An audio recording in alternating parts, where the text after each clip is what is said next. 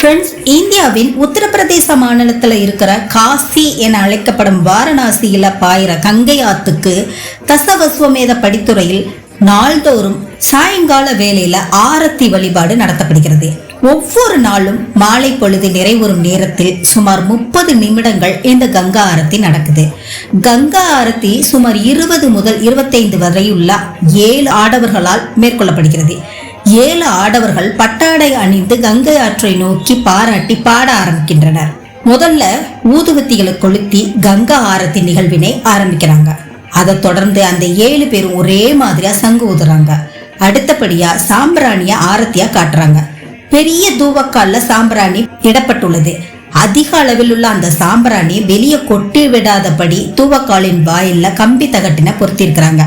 தலைக்கு மேல தூவக்காலை தூக்கி அவங்க ஆரத்தி காட்டும் போது புகை வெளியே வருவதை பார்க்கறதுக்கே ரொம்ப அழகா இருக்கும். கற்பூரம் கொளுத்தும் அந்த தூவக்கால் 5 தலை நாகத்தினை கொண்டு அமைஞ்சிருக்குது. சாம்பிராணி தூவக்காலும் சூடமையேற்றப்படும் தூவக்காலும் பார்க்கறதுக்கு கொஞ்சம் கனமாவே இருக்குது. தொடர்ந்து அவர்கள் கங்கையை நோக்கி பாடுறாங்க. அதை அடுத்து மயிலிறகை ஆட்டி கங்கையை போற்றுகின்றனர். அடுத்த நிகழ்வா வெண்சாமரம் கங்கையை நோக்கி விசிறப்பட்டு ஆர்த்தி விழா நடைபெறுகிறது. நிறைவா தனித்தனி கற்பூரங்களா அடுக்கு தட்டுல வச்சு ஆரத்தி எடுக்கிறாங்க.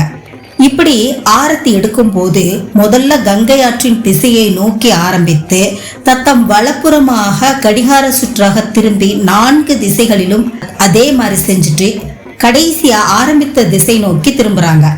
காசி விஸ்வநாதர் கோவிலுக்கு வழிபாட்டுக்கு வருகின்ற பக்தர்கள் கங்கை ஆரத்தியை பார்க்கறதுக்காகவே கங்கை கரையில கூடுறாங்க.